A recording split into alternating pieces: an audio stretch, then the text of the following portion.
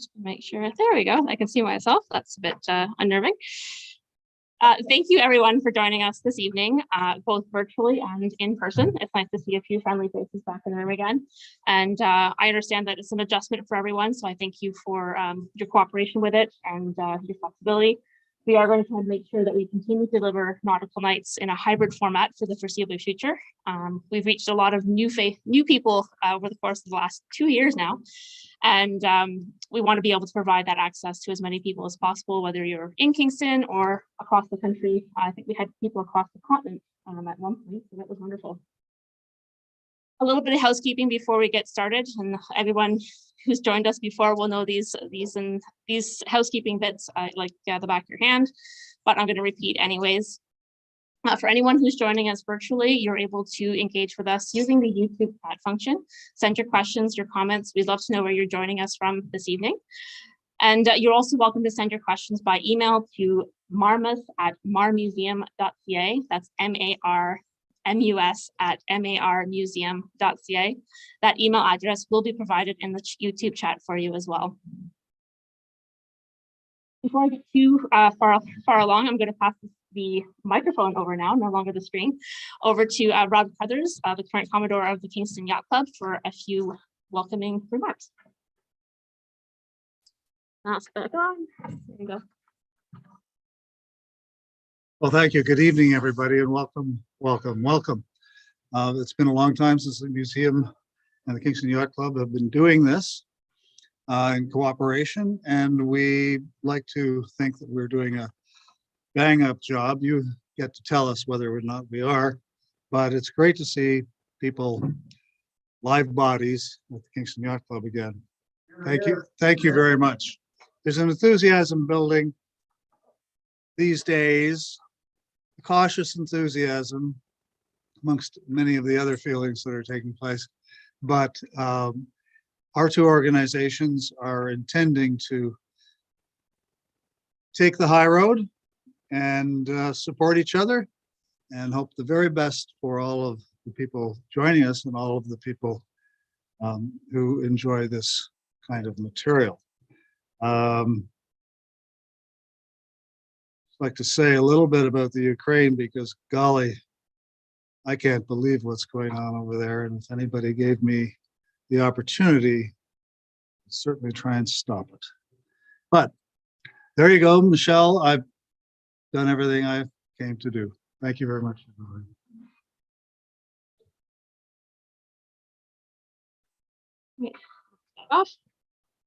So I've already welcomed everyone.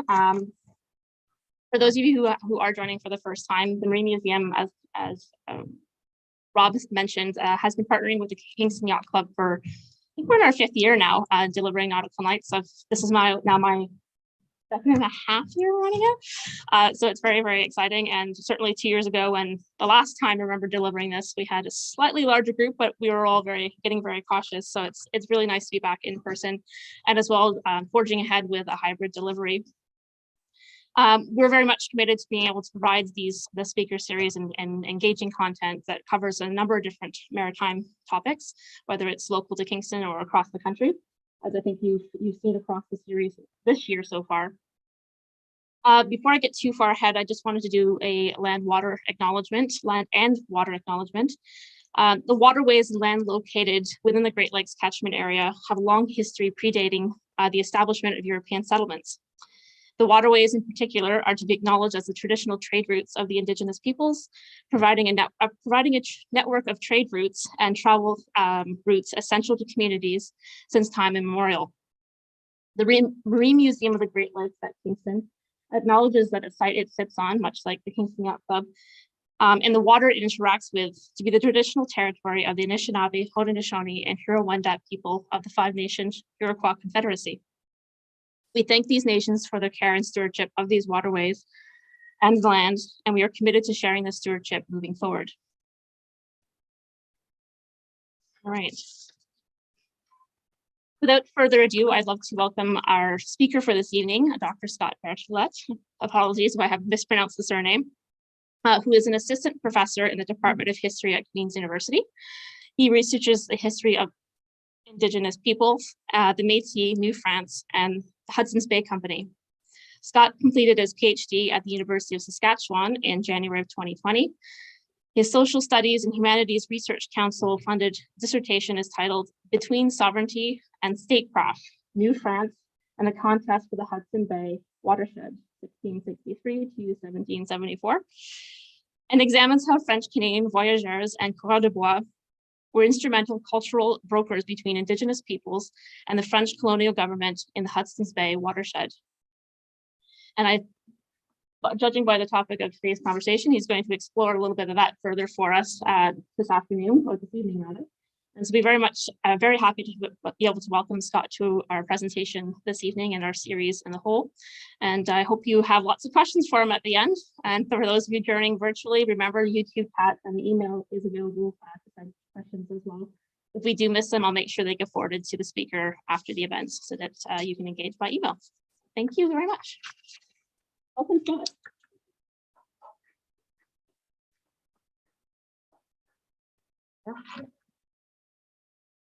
Okay. Thank you.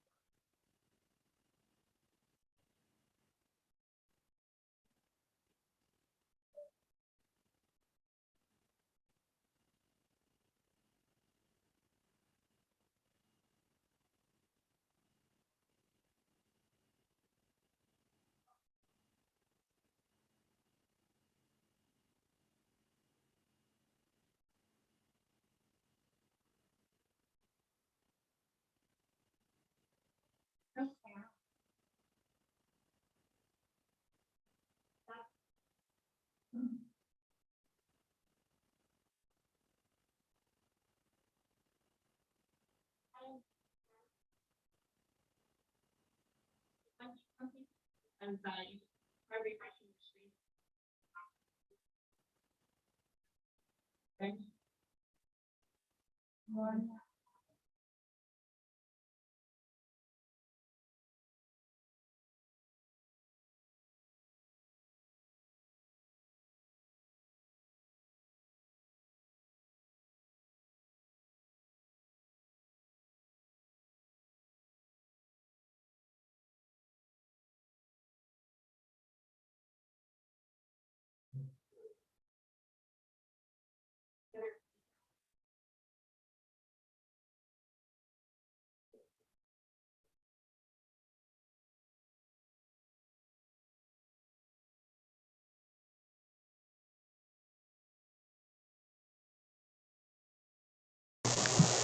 Okay, try this. Anything?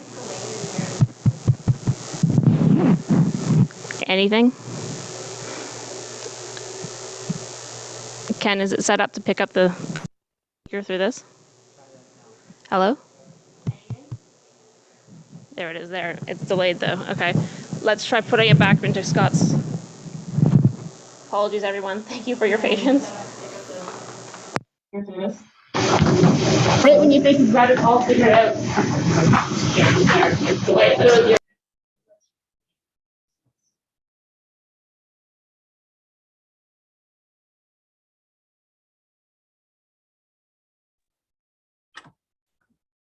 Anything? Can you try it again?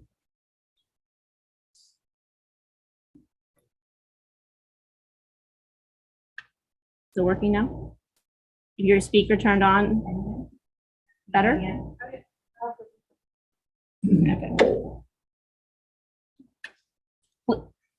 Please let us know if it isn't working again, and we'll make sure that we can resolve it. But it sounds like it is now. Veronica, is that good? It's good, but it's very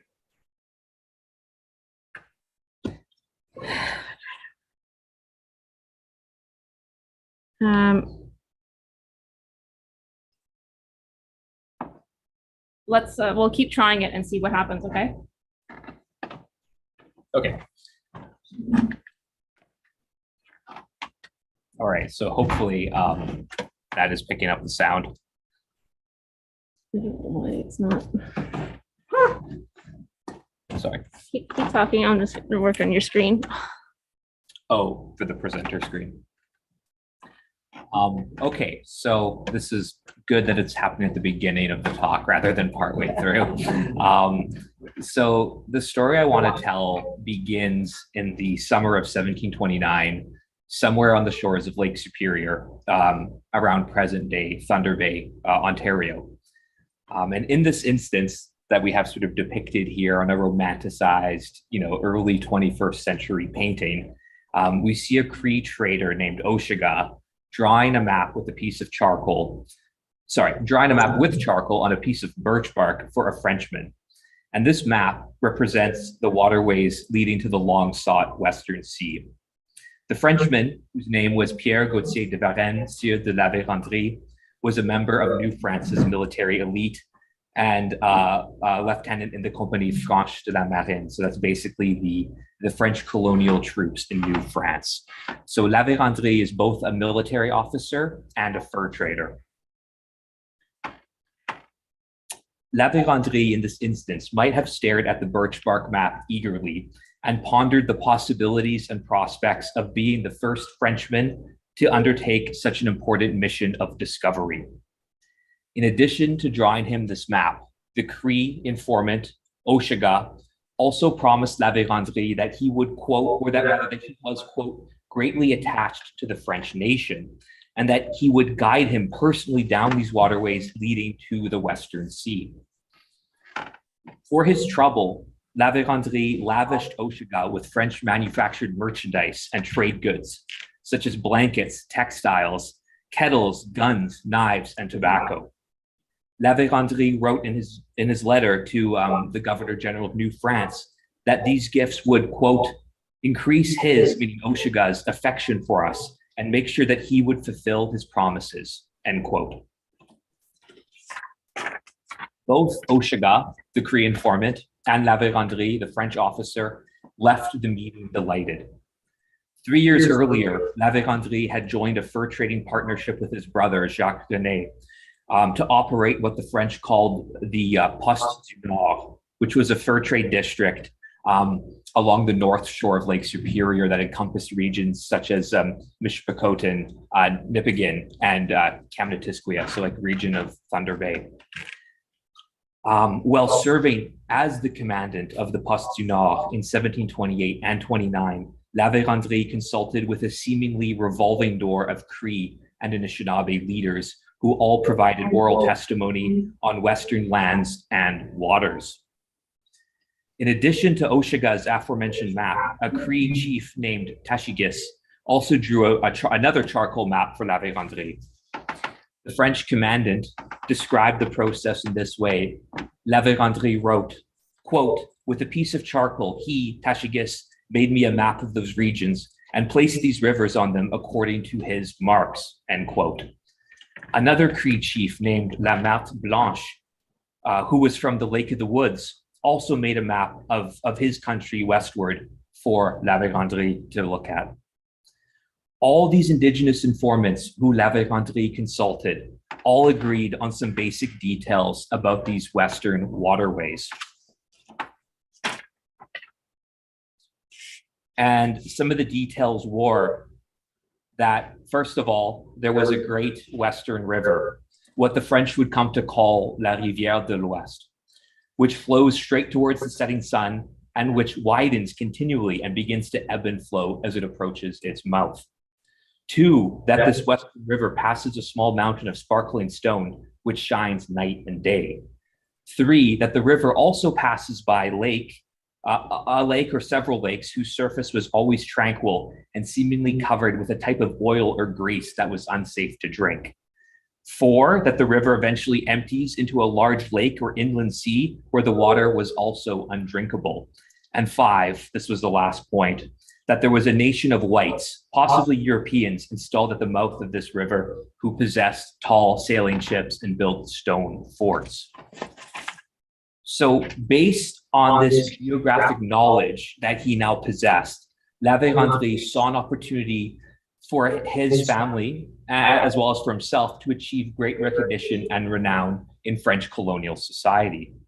Discovery of this long-sought Western Sea would guarantee not only promotion in New France's military hierarchy, as well as a potentially lucrative fur trade monopoly, but also this intangible prospect of recognition, renown, and glory that seemingly drove the ethos of the noblesse des pays, so that is the military nobility of France's overseas empire.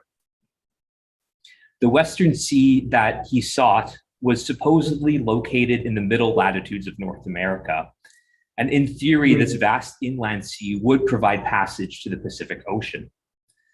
Although La Vérendrye had not seen a Western Sea with his own eyes, he was able to provide enough secondhand testimony through Oshaga and the birch bark maps he had collected to sustain an imperial fiction of a Northwest Passage in French-controlled, or rather French-claimed territory. And this would ultimately incentivize future French exploration and imperial projects. The image and idea of the Western Sea was not restricted to La Vérendrye's imagination alone. Depictions of the Western Sea made its way onto French maps of Western North America. French mapmakers and geographers of the period surmised that a Gulf-like interior sea, like the one La Vérendrye sought, existed in the West.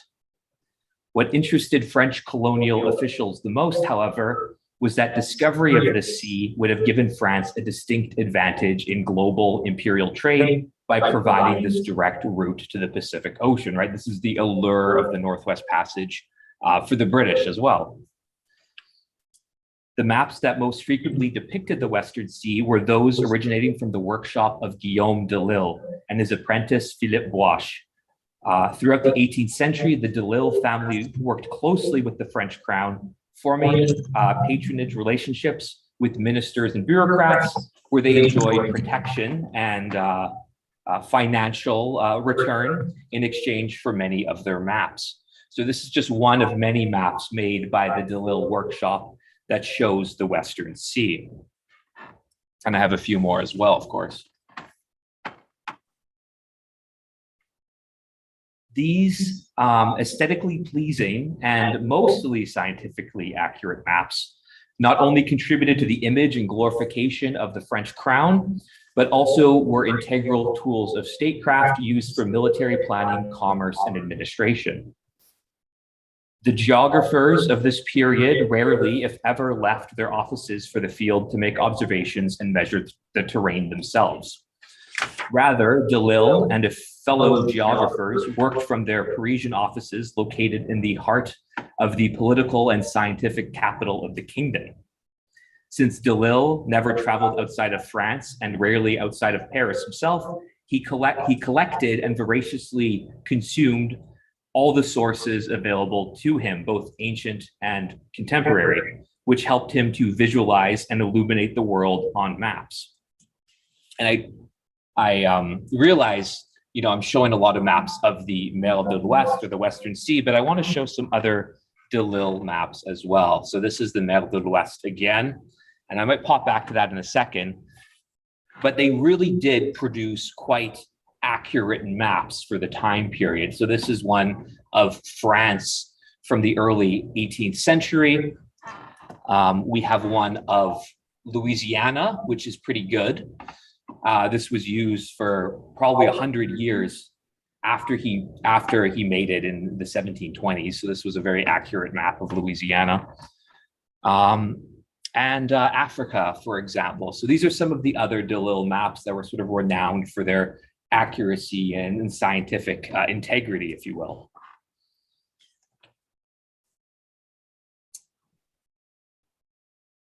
And it should be noted too that the de Lille workshop also worked in conjunction with astronomical observations to fix latitude and longitude, making their maps, like I was saying, some of the most precise of the time period. But despite their strong connection to the Académie des Sciences, as well as being, you know, some of the more discerning maps of this period, the de Lille family's interpretation of Western North America would, at the end of the day, represent one of the most salient imperial fictions of the 18th century, and that being the existence of the Western Sea, which, of course, isn't actually there. One more map, I think, of the Western Sea here. Oh, okay. I was worried for a second there. Yeah, so just I've kind of circled it in the corner there. So based on the data that was available to him, de Lille surmised that the Western Sea would offer access to the Pacific Ocean through a strait that was between 43 and 45 degrees latitude, and that from the continental divide, there was some kind of western river that must flow towards this sea. De Lille concluded that it was unlikely that so many different sources could evince such a high degree of consistency if the Western Sea did not actually exist. But as historian Paul Mapp has observed, and I quote, "Bewigged cartographers pondered Western rivers and inland seas whose existence they suspected and imagined, but could not confirm," end quote. Despite a lack of verification, mapmakers enthusiastically depicted the Western Sea on published and printed maps, which was something that no Frenchman had ever verified with their own eyes. So returning now to Oshega and La Vérendrye, who we heard about at the very beginning. The birch bark map that Oshega drew for La Vérendrye would also make its way onto French maps in the following decades.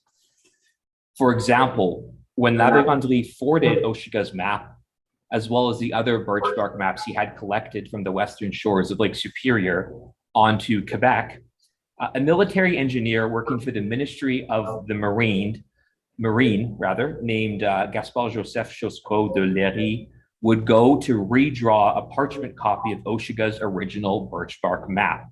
And this is what that looked like. So this is in the Nautical Library in Chicago, in the Edward E. Ayer collection. So de Léry's parchment copy of Oshega's map was forwarded on to France alongside La Vérendrye's written report, and it outlined the feasibility of this project of discovery. Once the map arrived in France, it went to the de Lille workshop where Philippe Boische, who I mentioned earlier, he was actually the son-in-law of de Lille, and he took over the workshop after de Lille's death. He received the map, the Oshega map that de Léry redrew, and he would go on to superimpose this map of these new geographic findings onto his father-in-law's 1722 map of North America. And this is this modified map right here. And as you can see, where he superimposes new findings, it's really quite obvious. It doesn't blend in or anything. So you can see the new information quite clearly. And lastly, we have another map by Philippe Boische again.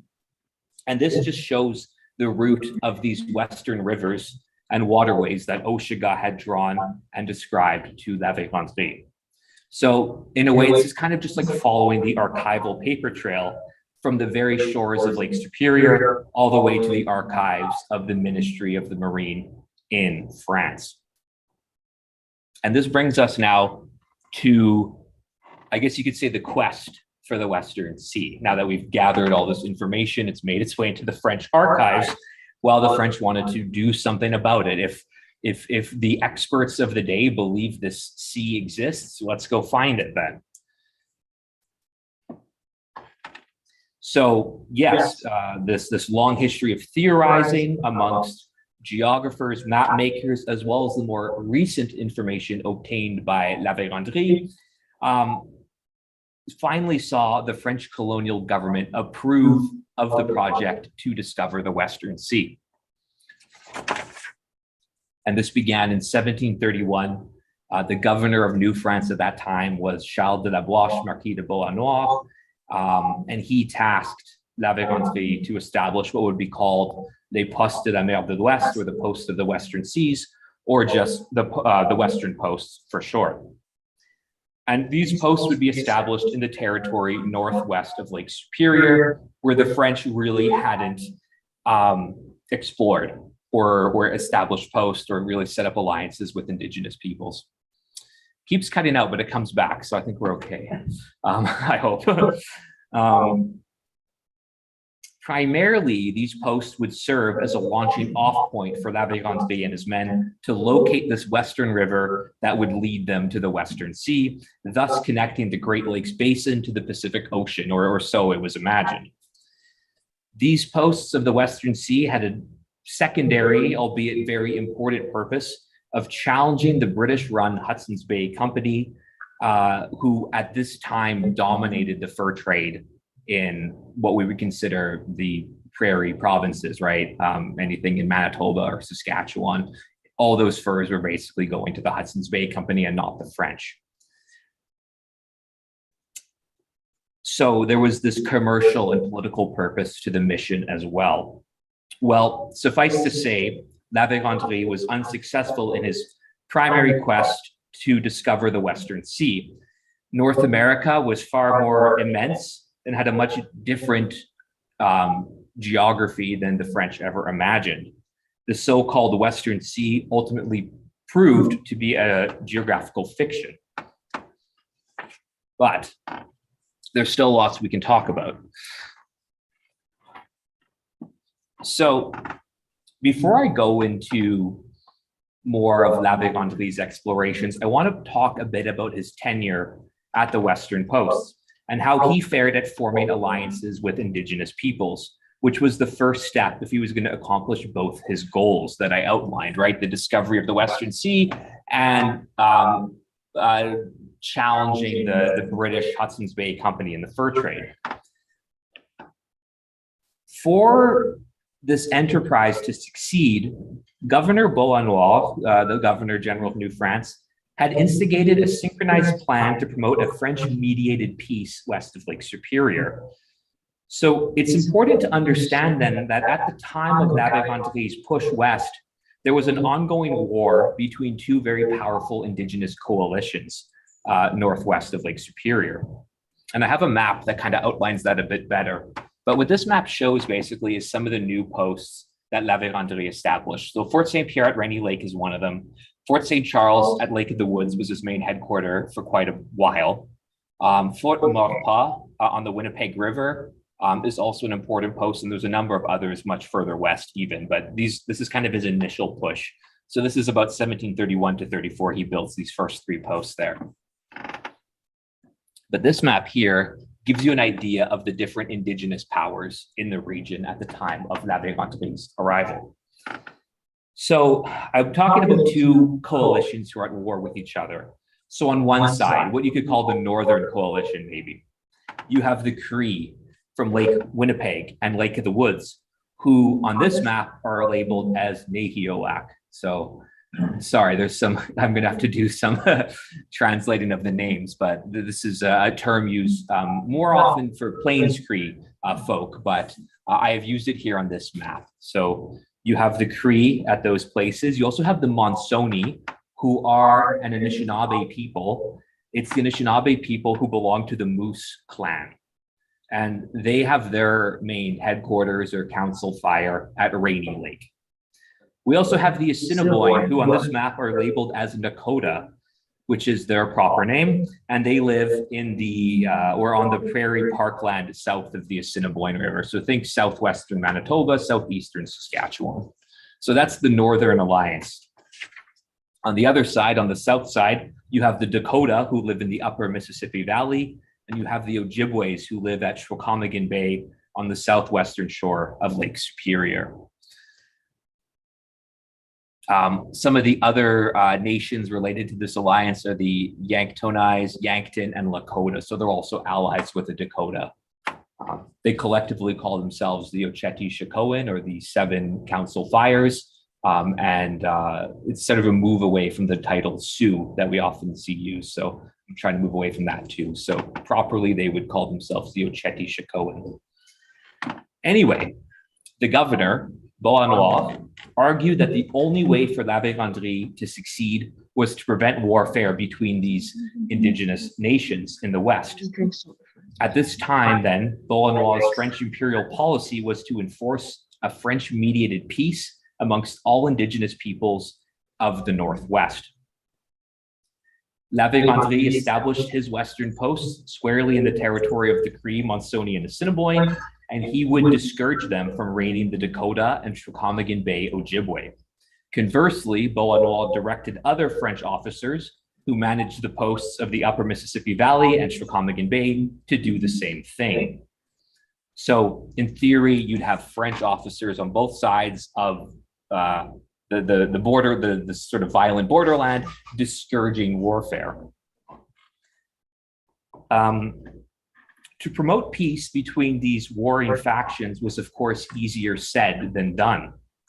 Governor Beauharnois failed to realize that the thinly garrisoned western outposts of the French would not be able to mitigate violence in the borderlands between two warring coalitions. In fact, La Vérendrye and his family would be drawn further and further into this inter-indigenous conflict that was occurring at this important period of time.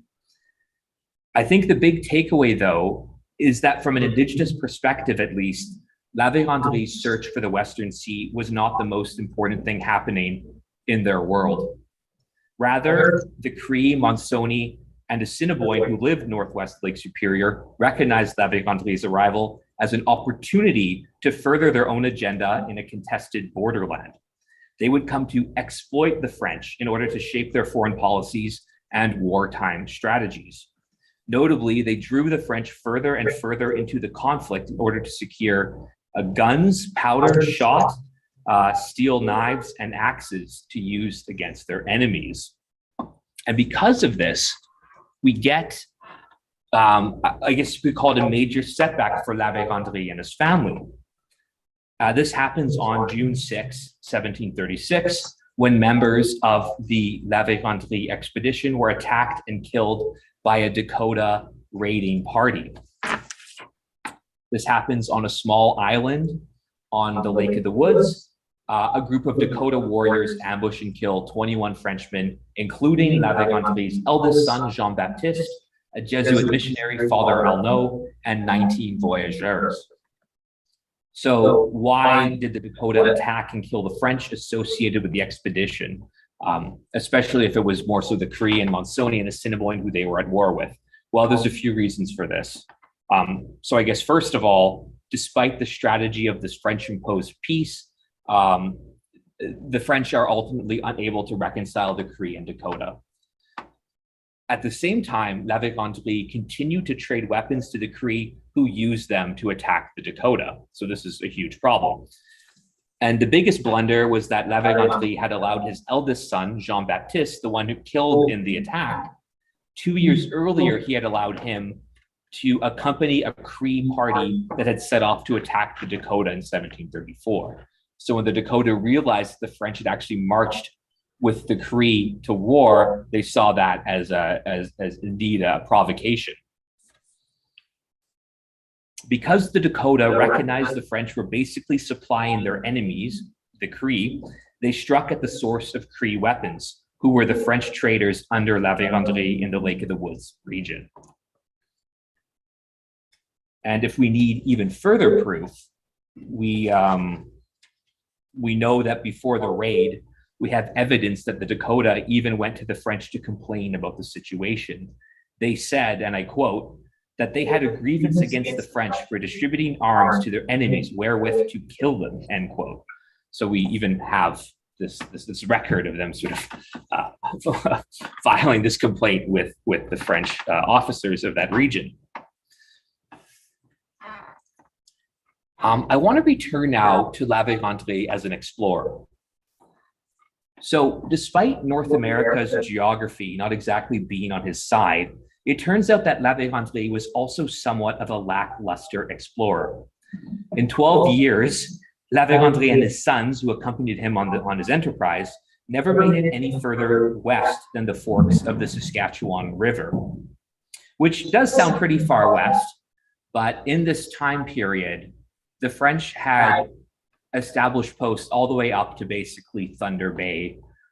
So it was really only from that, like that was kind of his launching off point for, quote unquote, like new discoveries. In 1738, they glimpsed the Missouri, but never pursued it as a potential route to the west, even though that was the same river that Lewis and Clark would take more than half a century later. So for at least President Jefferson and Lewis and Clark expedition, the Missouri was a plausible western river, but for La Vérendrye, he showed no interest in it. One historian of New France has even stated that, quote, La Vérendrye had neither the tastes nor qualifications of an explorer. It took him 5 years and 8 months to reach Lake Winnipeg from Lake Superior, end quote. So sort of a damning indictment, I guess, of La Vérendrye's abilities. Two of La Vérendrye's sons, Louis-Joseph and François, probably made it the furthest west.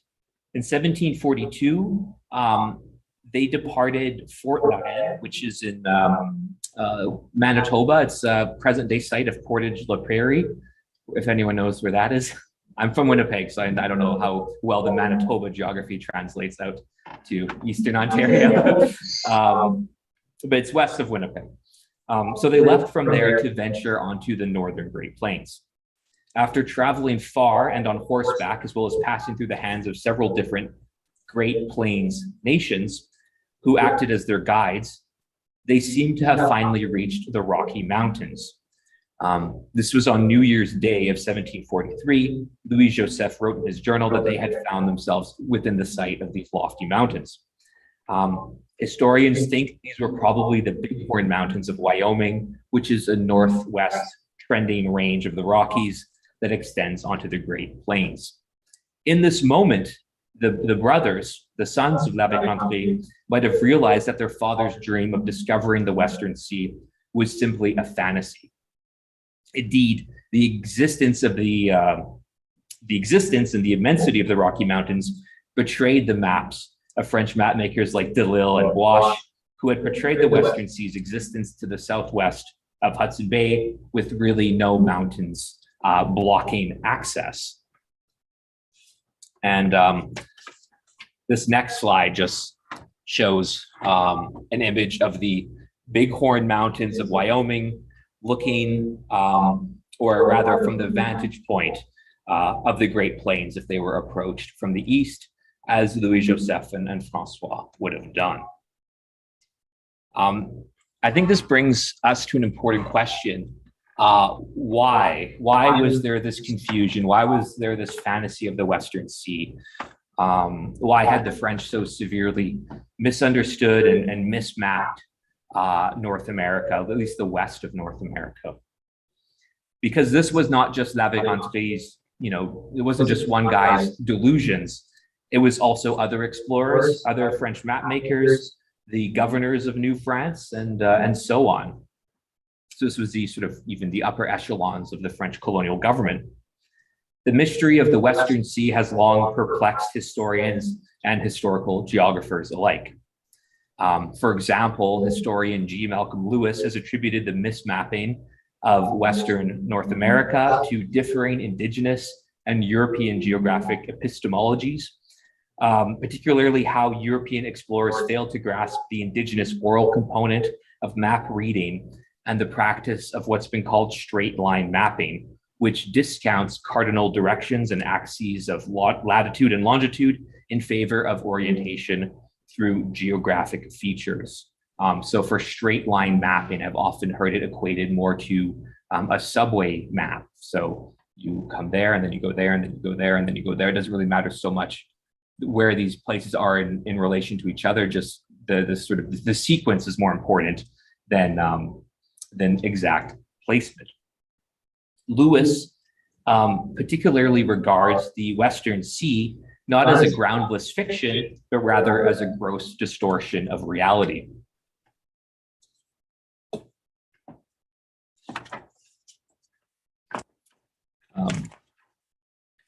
For example, Lewis contends that La Vérendrye mistook the Nelson River, which flows north into Hudson Bay, for a western river running to the Pacific Ocean. So it could just be a matter of not having that same geographical language of cardinal directions. Another historian, Antoine Champagne, who was a Franco-Manitoban priest who wrote the definitive biography of La Vérendrye in the 1960s, thought that a lot of the information that La Vérendrye obtained from Indigenous informants in that 1728 to 29 period could be attributed to actual features of Western North America. He thinks that the ebb and flow of the Western River could be explained by the tendency of prairie rivers like the Saskatchewan to fluctuate greatly depending on the season, flooding in the springtime and drying up and even going quite shallow in the fall. The mountain of sparkling stone, Antoine Champagne thought, could be explained by the mica deposits that were common on the northern Great Plains. Lastly, Champagne suggests that the lake whose surface was covered with oil or grease might correspond to the oil fields and tar sands of Saskatchewan and Alberta. Turning more broadly, I guess, to the discrepancies between Indigenous and European geographic knowledge and understanding, historian Paul Mapp contends that the mismapping of the West was a result of the linguistic and political diversity of the Indigenous inhabitants, as well as the forbidding terrain of the Western landscape itself. According to Mapp, all these factors were further compacted by the gullibility of many European explorers like La Vérendrye, who above all else really ardently desired to make this important discovery. So they were in a way kind of conflating what they were hearing, or they were asking very leading questions in a way. In addition, Mapp contends that constant warfare between numerous Indigenous polities in the West can also account for it being difficult to acquire accurate and credible geographical knowledge. The map that I have pictured here on the slide is another Indigenous map produced by a Blackfoot leader named Akomoki, who drew it for Peter Fiddler, who was a Hudson's Bay Company fur trader. Akomoki drew this map for Fiddler somewhere in southeastern Alberta at a place called Chesterfield House.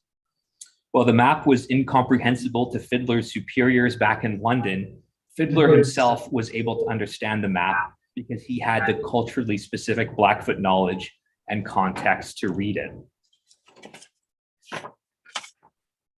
I think indeed it's an important takeaway, especially as I look more into Indigenous maps and map making, is that maps, even European maps, are also culturally specific. So a Blackfoot person, Akomoki's counterpart, might not have been able to read a European map just the same. And this brings me, oh boy, to my conclusion, but it's kind of a long conclusion, longer than a few sentences, but I'm near the end. So I think in a way this ties into my book that's coming out in July of this year. So it's soon. And I do talk about La Vérendrye and the search for the Western Sea, but I talk about other things, and I want to just briefly touch on that here. So in the shadow of La Vérendrye's failed explorations, as well as his failure to reconcile warring Indigenous peoples, who I mentioned earlier, I find that what I have come to call an ambivalent empire takes shape in the Hudson Bay watershed.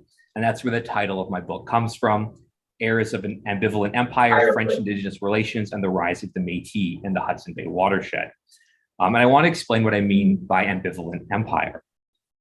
Well, behind the scenes of La Vérendrye's explorations and imperial projects, there were the ordinary, the average French-Canadian or Canadien, if you will, voyageurs and fur traders who were at the heart of the operations to discover the Western Sea. These were the guys who worked for La Vérendrye, essentially. Though these French Canadians worked for French colonial authorities, they were not unwavering agents of imperial power. Increasingly, they found themselves between two worlds as they built relationships with local Indigenous communities like the Cree, Assiniboine, Anishinaabe, Dakota, sometimes joining them through adoption or marriage, and often raising families of their own. The results of these interactions, as well as La Vérendrye's imperial project, was this ambivalent empire that would grow in fits and starts in the Hudson Bay watershed. It was one that was often guided by ambiguous or imperfect information, like the Western Sea. It was built on a contested Indigenous borderland, and it was often fragmented by local interests, both from sovereign Indigenous nations, as well as the French-Canadian fur traders themselves, who were increasingly breaking away from French imperial control. This ambivalent empire was also periodically neglected by government administrators, and yet at critical junctures, still perceived as immensely valuable by French ministers and bureaucrats. Over time, the ambivalent relationship between colonial authorities and these local actors led in unpredictable and unexpected ways to the long-term development of a new culture, language, people, and nation, that being the Métis. And that's also where the subtitle of my book comes in.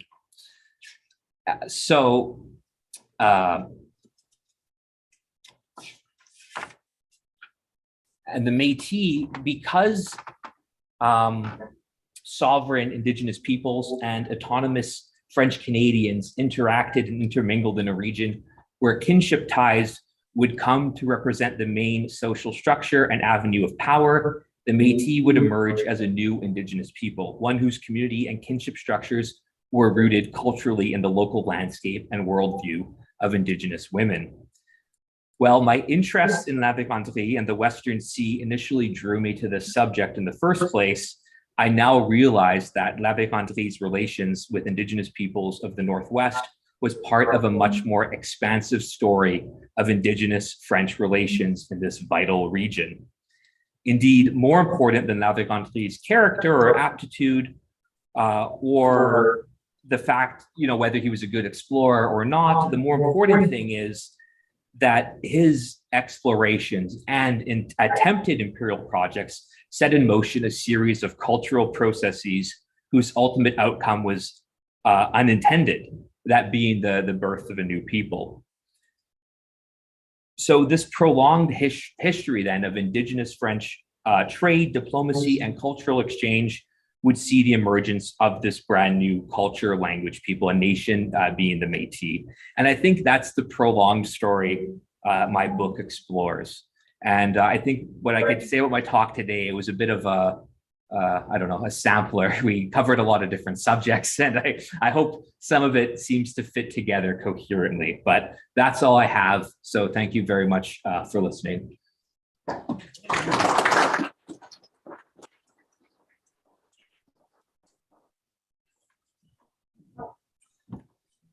So we do some questions now. Yes. Should I pass it back to you for? Yes, briefly, but the one comment someone was asking about sharing the last map that you shared.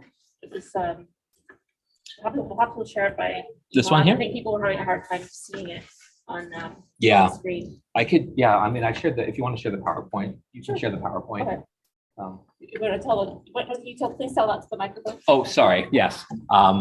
I've sent a copy of the PowerPoint to Michelle with the Marine Museum, so she can share that afterwards. So I give my full permission. Thanks. Thank you. Yeah. So I'll just Sure. Yeah. I'll explain the question side of it. So because we have people in the room and we also have people joining virtually, reminder for those joining virtually, please send your questions through the chat or by email. That email has been provided in the chat, and I'll keep an eye on that. Veronica, one of our interns this term, is going to read off the questions from people submitting them virtually. She'll still say the name and then the question or comment. But of course, anyone who's in the room, you raise your hand. We all remember how to do that. And Scott will, of course, answer it. Thank you. Sure. All right, so I think we have a question ready to go. Great talk. So I think the obvious question of many of our minds is, when did North America get past the Black Caribbean? When was the breakthrough? That's a really good question. And it's unfortunately one that the French wouldn't, I guess, see through themselves, because La Vérendrye resigns as commandant of the Western Post in 1743. And then you have about 16 years of warfare that sees the British conquest of New France in 1760. So La Vérendrye is really the last French officer to do any sort of significant exploration in the West. It would be mostly under the British. We have the voyage of Alexander Mackenzie to cross, to find a way across North America in 1793 to the Pacific Ocean. You have these voyages, though, also in the late 18th century. James Cook, Bougainville, a French captain and explorer, La Pérouse, another French captain explorer, who sort of begin probing, I guess it would almost be the Pacific coast of Vancouver. British Columbia and Oregon and stuff. So Alaska even. So in a way, I guess it gets accurately mapped, because you do have people pushing in from the Pacific side and also through the Rockies. And this is happening mostly in the late 18th century. David Thompson, notably, is first, he begins working for the Hudson's Bay Company and then the Northwest Company, and he maps a lot of these mountain passes, Howes Pass, the Athabasca Pass. So they slowly begin kind of edging their way across the Rockies from the Great Plains side as well. So it is really the rivalry, I guess, between the Hudson's Bay Company, based, out of London, as well as the Montreal-based Northwest Company, that really pushes this exploration, as both fur trading companies try to push west of the Rockies. So it's really the commercial aspect that drives this exploration in the late 18th, early 19th century. So I'd say by the merger of 1821, I would say the Rockies are fairly accurately mapped, and any sort of myth of a Western Sea evaporates, I guess, by this period. That's a good question, though. There's a lot that can be said about that. Yes. The fifth feature that the Indian, I can't remember what his name was, now gave to Vérendrye. The fifth one was a outlet of a major river, a settlement, large ship. Yes. What could he have? That's pretty specific. What could he have been talking about? Something on Hudson's Bay? Yes, I think that's what someone like G. Malcolm Lewis would say. He was just describing York Factory or Albany or Churchill. But some other historians are looking at the possibility of transcontinental voyages by Indigenous people. One historian, Paul Mapp, who I mentioned, recently at a conference gave a presentation supposing that some Indigenous transcontinental travelers may have made it to the Pacific Ocean and may have encountered either Russians or Japanese sailing vessels on the coast. So it's not out of the realm of possibility. If a European like Alexander Mackenzie can make it to the Pacific, surely Indigenous people could as well. Mackenzie was, after all, using their technology to facilitate his travels. So it seems likely that they would just be describing Hudson Bay, or perhaps they're describing Pacific coast European or Asian nations, or it could be too. There's often translation difficulties as well. La Vérendrye, for his part, actually didn't speak any Indigenous languages. So he's imagining a map is a map, and he's not aware that Indigenous map making, there's that oral component to it as well. So there's all sorts of possibilities. Yeah, right here. Thank you very much, Scott, for all the insight here. I really appreciate it as the time went on and your discussion there, sort of the basis why this seat did not sort of come to pass. Whether it was just believing it was there because you wanted it to be there, whether it was because you were deceived by various people with various military or political motives. One thing that struck me when it started at the start of this story, where we were seeing maps with charcoal on bark, and they're showing, well, this river goes from here to there. And there's someone from France, or at least with French heritage, and he's looking at this map. And I wonder whether people in that scenario might not have had an appreciation for the enormity of this country, where they see in a map that, you know, that of a river that might have gone from Paris to the Mediterranean, and they figure, well, we'll just travel this and we'll get to the west coast, and we're out by a factor of 10. I don't know whether anything like that sort of might have, you know, it's all the assumptions you make. Yeah.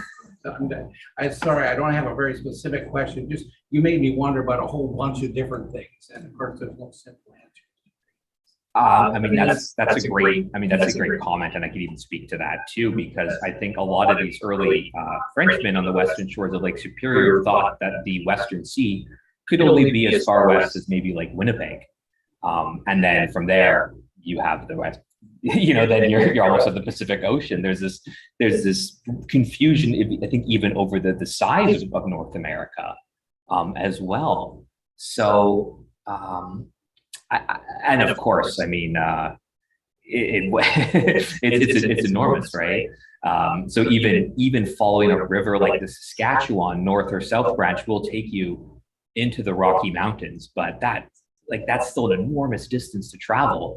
So I think, if anything, yes, La Vérendrye would have been surprised by how big the West is. But if they could have found a Western Sea, even if it was vast and took quite a long time to get to the Pacific Ocean, at least you could get onto a large sailing ship and kind of easily travel those waters or traverse those waters, but no such thing existed, of course. Thank you for that. Let's get a couple of virtual ones that don't feel completely left. Oh, sure, yeah, of course, yeah. Okay, so the first one is Dave. He asked a question and then followed it up, so we're just going to read it out. Wrote it. So, ancient indigenous memory of an ancient sea, glacial lake, Agassiz. And then the Manitoba landscape is the remnant of a large glacial lake. It is within reason that tribal memory could recall such a thing, and the story passed on to the French. Yes, that's really interesting. It's actually interesting because the question I was going to ask you was about like oral history. Yeah. And how that relates to. That's very, very interesting to think about the sort of ancient Manitoba, which was mostly underwater. This reminds me, and I don't know if I can really speak to, you know, how, if that, I mean, I think that's another one to add to the list of possibilities, right? I was reading Heidi Boeker's recent book called The Dotem and Council Fire. It came out in 2020. And she talks about the Anishinaabe oral tradition of that they are people of the Atlantic coast, and they gradually moved further and further inland until they reached Sault Ste. Marie, which is kind of also a very important site in Anishinaabe history. And Heidi Boeker in the book suggests maybe that Anishinaabe people weren't coming from so far east, or they didn't really migrate from the east, but rather this is a memory of sort of the post-Ice Age landscape, where many parts of Ontario were also underwater, or Lake Superior, or the St. Lawrence River covered much more of the surface of the land, and gradually, as it receded, the Anishinaabe could have imagined that they were retreating from this more oceanic environment. So that reminded me of that, and I think that is a very, very interesting thing to think about in the Manitoba context as well. Okay, I'll ask One more, I think. Online and then pass it around. Mhm. So Justin asks, why are these photographers referred to as informants? Were they being treated as such by the British?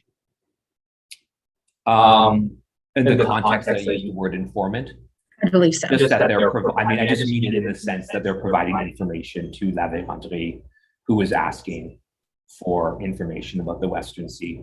And as part of this transaction, he's usually giving them gifts of some sort, which some historians, I know Arthur Ray's talked about this in the context of the Hudson's Bay Company getting information from Dene folks who are coming to visit Churchill and York Factory, that maybe the allure of gifts is, you know, they're just kind of telling the HBC officers what they want to hear. So it's a sort of pay for information game. So maybe that also sort of might affect what they're hearing.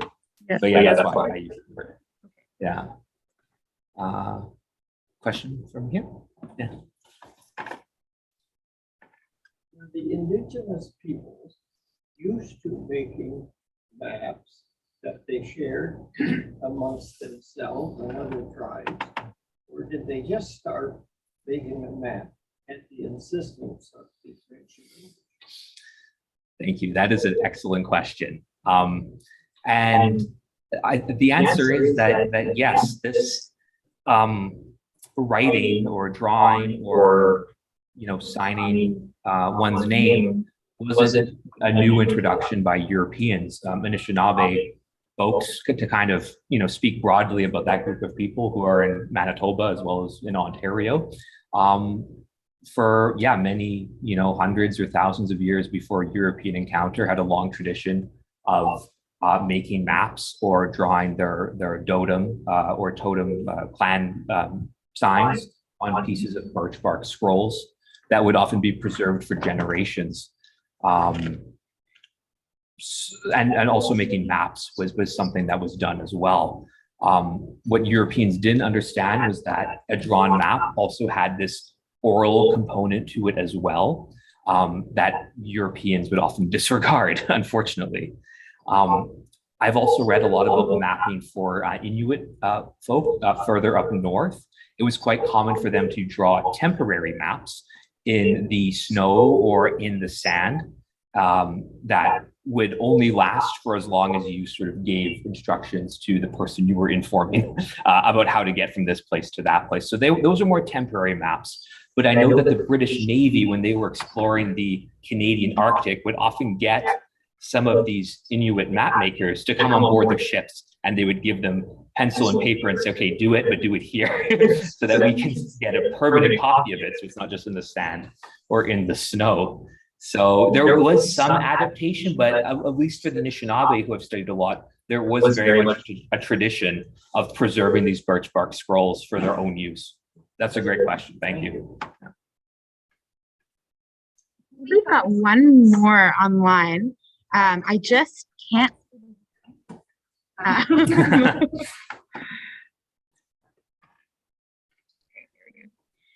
So Mark asks, the reference to stone forts sounds like Fort Prince of Wales at the mouth of the Churchill River, where it empties into Hudson's Bay.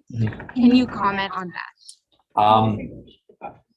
Okay, so the question was the reference to the stone fort is reminiscent of Fort Prince of Wales, which is the Hudson's Bay Company post at the mouth of the Churchill River, and if I can comment on that. And I think, yes, absolutely. And this kind of goes back, I think, to a previous question where, you know, what was being said, what was being understood. Could Oshaga, who talks about this stone fort with white Europeans and tall sailing ships, perhaps he was merely describing a voyage he took to the mouth of the Churchill River when he saw Fort Prince of Wales, which in these years, I think would have just been under construction. They started building it in the 1720s. It took about 20 years to finish, but it's still a, you know, very impressive fort. So yeah, I mean, that could very well have been the case as well. Oh, sure.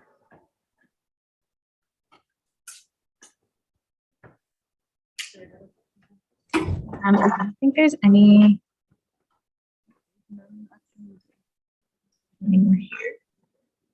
Never mind. Don't read that one. That's all good. Is there any more on the YouTube?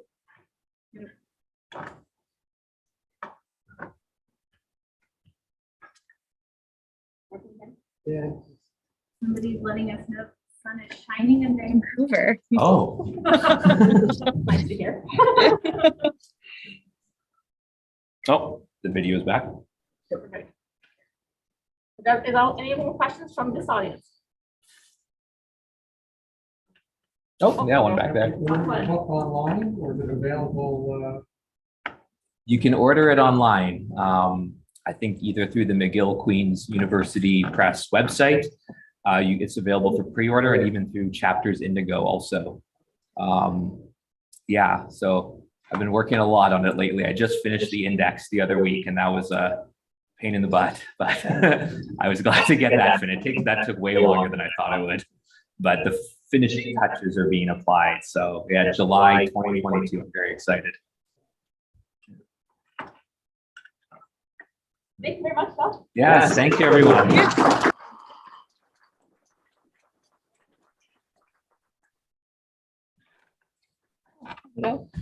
Thank you everyone so much for joining, and thank you so much, Scott. It was nice to see you. I hoped to actually be you last year, and I know it fell through, but we're very happy to have you join us this year for the series.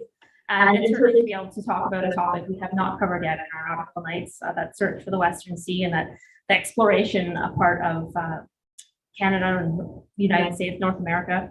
And so thank you very much. It's been a very interesting piece of the story, and I look forward to kind of looking over those images a bit more in detail. So that's as Scott mentioned, he has shared the PowerPoint slides with me, so I'll make sure that I share that out with everyone who's registered. And certainly the YouTube video is available to everyone who has registered, because you have the link, you have received the email. Check your junk filters, and you can watch the presentation post-event as well. This was certainly a learning experience for us this evening, and trying to balance the hybrid version. There's a couple of adjustments that I'll be making for next time, but I thank you everyone for coming this evening, for joining us virtually, and for your patience throughout the technical difficulties. The next presentation on the 23rd of March is entirely virtual. Our speaker's is out of town, and so he's more comfortable to deliver it virtually. But on that presentation is with Dave Gates, talking about Admiral Bayfield, master chart maker of the Great Lakes and St. Lawrence River, Gulf of St. Lawrence, and apparently all the way up to Labrador East Coast. It's going to be a very interesting one. And then to wrap up the series on the 6th of April, we have Jill Heinerth, who's a explorer in residence with the Royal Canadian Geographic Society, talking about underwater Canada, so her exploration under Canada's waters. So again, thank you very much, Scott, for your presentation this evening. Thank you everyone for joining us in person and virtually. I invite you to take a look at the upcoming speaker nights, and join us for a guided tour at the Marine Museum, which is now just down the water. Pleasant walk. Thank you very much.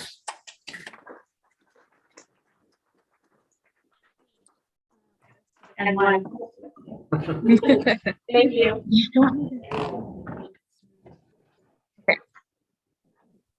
Hi there. I do have a question, and I didn't know how to phrase it. Sure. I couldn't ask it. Did these tribes up there have That's okay. kind of compass idea of north or south? Well, they wouldn't call it that, but what did they do? Yes.